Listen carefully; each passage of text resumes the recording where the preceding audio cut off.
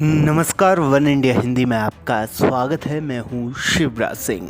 मणिपुर में विधानसभा चुनाव में बीजेपी ने सभी 60 सीटों पर चुनाव लड़ने का फैसला किया है। इसके लिए बीजेपी ने सभी सीटों पर प्रत्याशियों का ऐलान कर दिया है।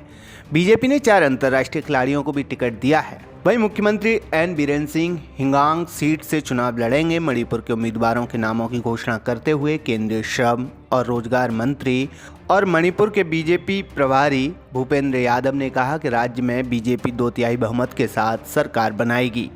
भारतीय जनता पार्टी संसदीय बोर्ड ने तय किया है कि मणिपुर में भारतीय जनता पार्टी सभी 60 सीटों पर भारतीय जनता पार्टी पूरी दमदारी के साथ चुनाव लड़ेगी।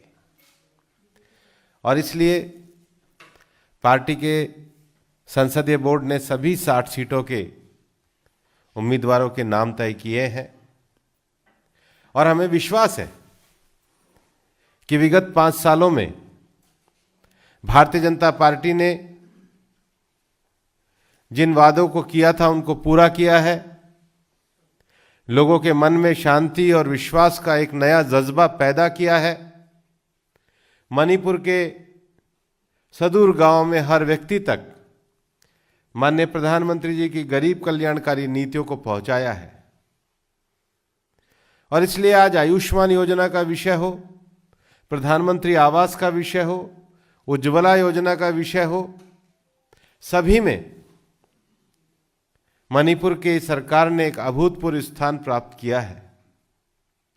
जो मणिपुर एक समय कांग्रेस के शासनकाल में कानून व्यवस्था की स्थिति के कारण, ब्लॉकेज के कारण, बार बार होने वाले बंद के कारण, भ्रष्टाचार के कारण ऐसा लगता था कि क्या शासन इससे मुक्ति दे सकता है। भारतीय जनता पार्टी ने मणिपुर में विकास की वैकल्पिक राजनीति की धारा को आगे बढ़ाया है। और इसलिए आने वाले समय में भी मणिपुर में हम सुशासन के आधार पर वोट के लिए लोगों के समक्ष जाने वाले हैं। माननीय प्रधानमंत्री जी की जो दिशा निर्देशन है उस नेतृत्व में मणिपुर में एन बीरेन सिंह जी ने एक सफल सरकार को चलाया है। हमें विश्वास है कि भारतीय जनता पार्टी जो सभी 60 सीटों पर चुनाव लड़ रही है, आने वाले चुनाव में 2/3 से ज्यादा बहुमत लेकर पुनः मणिपुर में सरकार बनाएगी।